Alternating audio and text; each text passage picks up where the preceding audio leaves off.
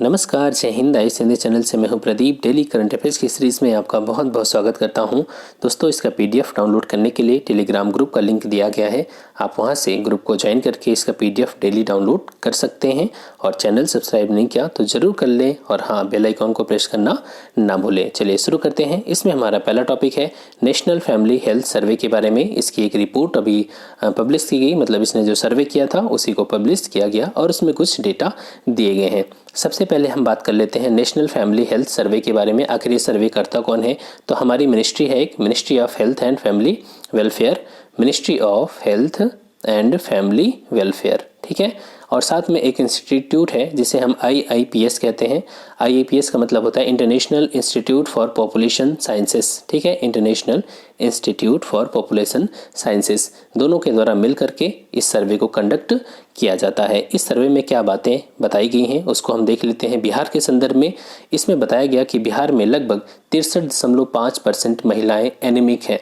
बहुत ही अजीब बात है कि सरकारें क्या करती हैं, आखिर उनके द्वारा जो कार्यक्रम चलाए जाते हैं आंगनबाड़ी के स्तर पे, आखिर वो सारी चीज़ें कहाँ जाती हैं। इतने सारे प्रोग्राम्स हैं, अगर सारे प्रोग्राम्स को इम्प्लीमेंट कर दिया जाए तो हमारे देश की कोई भी एक महिला, कोई भी हमारी एक कोई भी बहन बेटी, कोई भी एनीमिया का शिकार नहीं रहेगा। एनीमिया क्या होता है? बी कॉम्प्लेक्स, आप जानते हैं बी कॉम्प्लेक्स विटामिन जो होता है उसमें vitamin B1, B2, B3, B5, B6, B7, B9, B12 ये सभी शामिल होते हैं। स्पेशली जब हमारे शरीर में B9 और B12 की कमी हो जाती है तो क्या होता है, HB का जो लेवल होता है हीमोग्लोबिन का वो कम हो जाता है और इसे ही क्या कहा जाता है? एनीमिया। एनीमिया की कमी जब ब्लड मतलब कि शरीर में HB की कमी हो जाती है तो प्रेगनेंसी के दौरान बहुत सारी समस्याओं को झेलना पड़ता है माँ को और साथ में बच्चे को भी, ठीक है। इसकी वजह से कई बार माँ की डेथ भी हो जाती है एनीमिया की वजह से, ठीक है, प्रेगनेंसी के दौरान। अब यहाँ पर इस सर्वे में बताया गया कि 63.5% महिलाएं एनीमिया की शिकार हैं। और ध्यान रखना है खास बात कि 4 साल में 3.2% महिलाओं की संख्या बढ़ भी गई है। मतलब कि जो नेशनल फैमिली हेल्थ सर्वे था चौथा, उसमें बताया गया ये आंकड़ा 60.3% था, लेकिन ये आंकड़ा अब बढ़कर के कितना हो गया? 63.5%, ठीक है। खास बात एक चीज़ और देखिए, 15 से 49 साल की उम्र की महिलाओं के बारे में ही बताया गया है, ठीक है। यानी 4 साल में जो महिलाओं की संख्या है एनीमिया से प्रभावित, उनमें 3.2% की वृद्धि भी देखने को मिल रही है, ठीक है। अब यहाँ पर ये बहुत ही अजीब एक रिपोर्ट, मतलब जो वास्तविक डेटा है वो सामने आ रहा है कि आखिर हो क्या रहा है, सारी जो प्रोग्राम्स हैं उनको इम्प्लीमेंट कैसे किया जा रहा है, ठीक है। यहाँ पर एक कुछ चीज़ें और देख सकते हैं। जो 15 से 19 साल की लड़कियां हैं उनमें 65.7% किशोरियां और युवतियां एनीमिक हैं। देख रहे हैं, लगभग 100 में अगर 15 से 19 साल का लेंगे तो 100 में से 65 लड़कियां जो हैं वो एनीमिया की शिकार हैं, ठीक है। तो और एनीमिया की वजह से जो उसके और भी रोग, एनीमिया की वजह से और जो रोग उत्पन्न होते हैं फिर उनकी बात तो यहाँ पर नहीं हो रही है, ठीक है। लेकिन यहाँ पर सोचने समझने की बात है कि प्रोग्राम का इम्प्लीमेंटेशन जो है वो ठीक से नहीं हो पा रहा। आगे चलते हैं पे ऑथ चैलेंज के बारे में। यहाँ पर देखिए, जो ऑथ का मतलब है वो ऑथराइजेशन से मतलब है, ठीक है। आप जानते हैं कि इस समय आप UPI पेमेंट खूब करते हैं। UPI फ़ोनपे है, पेटीएम है, गूगल पे है, ठीक है। तो इसमें एक प्रॉब्लम ये होती है कि जब आप पेमेंट कर देते हैं तो उसके बारे में जो वेरिफिकेशन होता है, ऑथराइजेशन होता है, उसमें थोड़ी दिक्कत आती है। तो NPCI ने, national payments corporation of India ने एक चैलेंज ये लॉन्च किया कि अगर कोई किसी के पास इनोवेटिव आइडिया है ये ऑथराइजेशन को, पेमेंट वेरिफिकेशन को और अच्छा बनाने के लिए, ताकि जो आइडेंटिटी है, मतलब जिसने पेमेंट किया है और पेमेंट के बाद की जो इन्फॉर्मेशन है इसको और बेहतर बनाया जा सके। मतलब कि कुल मिलाकर के UPI को हम यूज़र फ्रेंडली और बनाएं, और ज़्यादा यूज़र फ्रेंडली बनाया जाए, ठीक है, पेमेंट कन्फर्मेशन के मामले में, ठीक है। तो ये चैलेंज इसी के लिए लॉन्च किया गया है। किसके द्वारा? NPCI के द्वारा, national payments corporation of India. Clear? अब अगर हम इसकी बात करें NPCI के बारे में तो यह एक गैर लाभकारी संगठन है और भारत में जो अब हम खुदरा भुगतान करते हैं और निपटान प्रणाली, इनका संचालन ये करता है। इसकी स्थापना 2008 में RBI और भारतीय बैंक संघ के द्वारा किया गया था। साथ में यह कंपनी अधिनियम 2013 की धारा 8 के तहत रजिस्टर्ड है। NPCI, national payment corporation of India. आगे चलते हैं ट्रॉपिक्स के बारे में है। ट्रॉपिक्स जो है वो द्विवार्षिक होता है, ठीक है, मतलब 2 साल में इसको हमारी सेनाओं के द्वारा अभ्यास किया जाता है, ताकि यहाँ पर इसका ट्रॉपिक्स का फुल फॉर्म क्या है, theatre level operational readiness exercise. China का प्रभाव देख रहे हैं आप, इंडियन ओशियन, साउथ चाइना सी, इंडियन ओशियन में भी अब तेज़ी से बढ़ रहा है, साउथ चाइना सी में तो अपना प्रभाव जमा ही चुका है, हालांकि अब वापसी भी हो रही है यहाँ पर लद्दाख वाले रीजन से, ठीक है। अब आगे क्या होता है वो देखते जाना है, क्योंकि हालांकि भरोसेमंद तो कभी नहीं है चाइना। अब यहाँ पर बात करें ट्रॉपिक्स की, तो यहाँ पर जो तैयारी होती है वो तैयारी को इस स्तर पे ले जाया जाता है ताकि अगर कभी भी अचानक युद्ध हो जाए तो हमें बहुत ज़्यादा प्रिपरेशन की ज़रूरत ना पड़े, इसीलिए हमेशा एक्सरसाइज होती रहती है, ठीक है। इसकी जो शुरुआत हुई थी वो जनवरी 2021 में और फरवरी के तीसरे सप्ताह तक ये चलेगा। हो सकता है आप मेरा वीडियो बाद में देख रहे हों तब तक ये एक्सरसाइज हो चुकी हो, ठीक है। इसमें हमारी navy, army, air force, coast guard सभी इसमें पार्टिसिपेट करती हैं। क्लियर हो गया?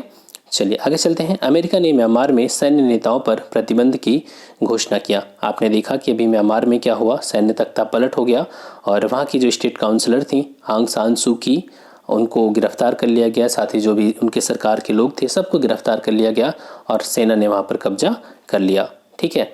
अब यहाँ पर क्या हुआ देखिए, अब यहाँ पर IR जब आप पढ़ते हैं बिहार मेंस के लिए, बिहार PCS मेंस के लिए, तो भारत और म्यांमार के बीच संबंधों के बारे में पूछा जा सकता है।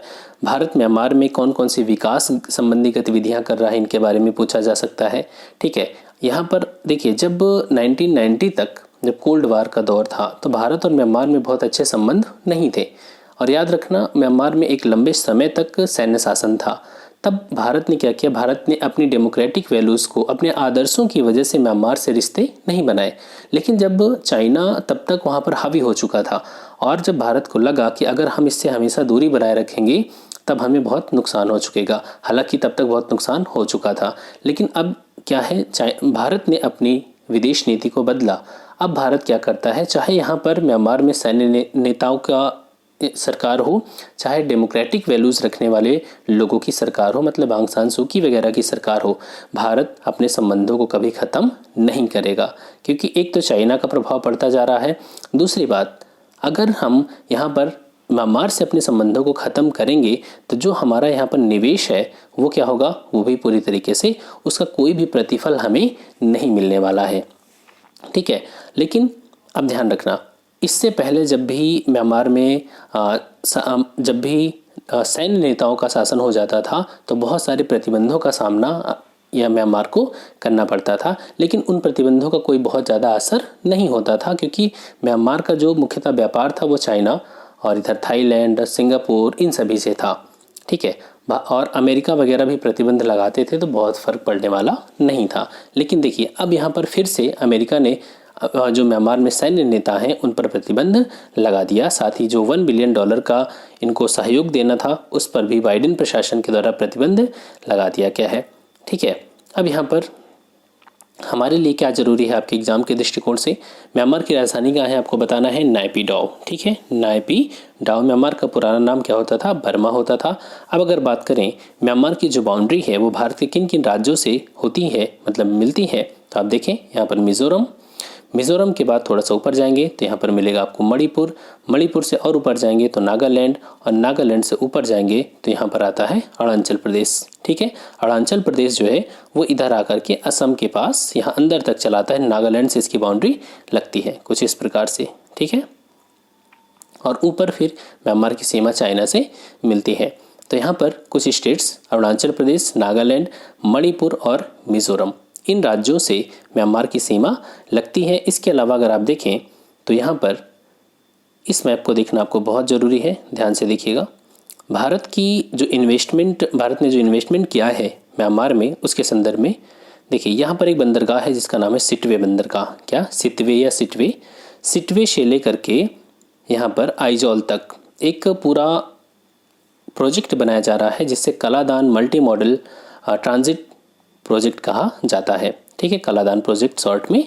इसमें क्या क्या है, सिटवे से पलेतवा तक, ठीक है, ये जो पलेतवा जगह है यहाँ तक ये पूरा रिवर फ्रंट है, मतलब कि ये नदी मार्ग है।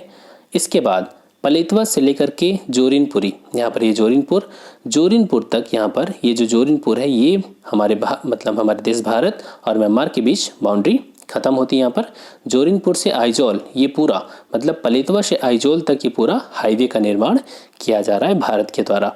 ठीक है, तो यहाँ पर भारत का इन्वेस्टमेंट, सितवे बंदरगाह, साथ ही कलादान मल्टी मॉडल प्रोजेक्ट, ये सारी चीज़ें याद रखना है।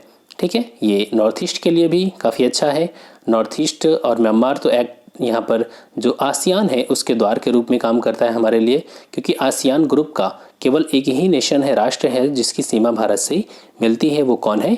म्यांमार है। ठीक है, तो यहाँ पर हम नॉर्थ ईस्ट की डेवलपमेंट के लिए भी, नॉर्थ ईस्ट के जो प्रोडक्ट हैं उनको एक्सपोर्ट करने के लिए भी और अधिक आसानी होगी।